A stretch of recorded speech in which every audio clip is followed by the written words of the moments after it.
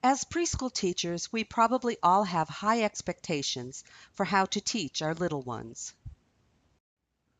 One common teaching experience involves using circle time activities. It's exciting to gather the children around in a circle and begin the day with our preconceived idea of teaching. We start with the calendar, learning the year, the season, the month, number of the month, days of the week, etc. Then we move on to the shape of the week, the color of the week, the number of the week, the letter of the week. We may even move through in our Weather Watcher report. Then we settle in to read a book to the group. But you can hardly get through the first page without stopping for wiggles, talking, and other disruptions. What happened? Why did they lose interest? Well, if I were one of those kids, I could tell you right now, you lost me at the calendar. Think about it. It gets boring. But why is it boring? Preschool children have a hard time understanding the concept of a calendar. Sure, they can sing the song, and they can rote learn the days of the week, and they'll eventually get it right when you ask, yesterday was Tuesday, today is Wednesday, tomorrow is... But it really is just guesswork for them. Their brains are not yet developed enough to really get it. According to W.J. Friedman, who wrote about the development of children's knowledge of the times of future events, these are difficult concepts that children aren't able to even begin to comprehend until between the ages of 6 and 8. So there you have it. We have unrealistic expectations. If a child can't understand it, if it has no relevance, he or she won't be engaged in learning. So, you ask, does that mean I can't ever use the calendar? Should I just get rid of that concept altogether? Not necessarily. Yes, you can use the calendar, but the key is to make it relevant to the children. Discuss the calendar in terms of what is important to them.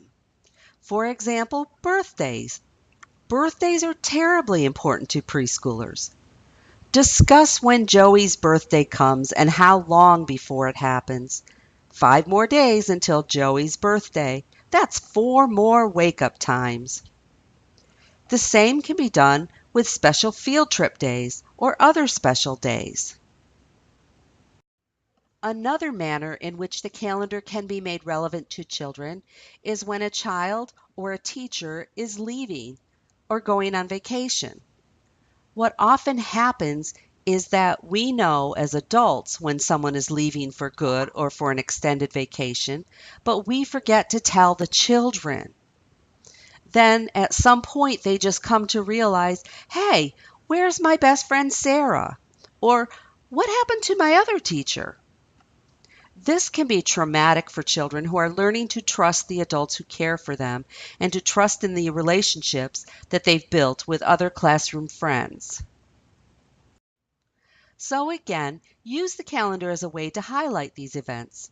Count down the days in a visual manner using maybe a paper chain that can be torn off on a daily basis or by Xing off the numbers on the calendar so they can see that time is passing and getting closer. Discuss how many wake-ups before they have to say goodbye to Sarah on her last day of school.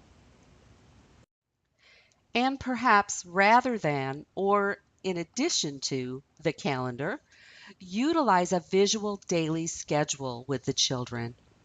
not just to hang on the wall as visual noise, but to actually use with the children. The suggestion is to hang it nearby for use with circle time as you would hang your traditional calendar. This schedule shows the daily predictable routines.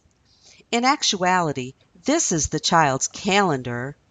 They know that after circle time is playtime, then comes cleanup time, then outside time, and so on and so on. When that daily schedule really affects children is when those routines may change. It is important to discuss changes with the children. For example, it's raining today, so we can't play outside. Instead, we will play in centers longer and then go right to lunch. A suggestion is that you make your visual schedule movable using Velcro or some other method so that you can visually make those changes as you discuss them with the children. You may also have that one child who is new to the classroom who cries for mommy throughout the day.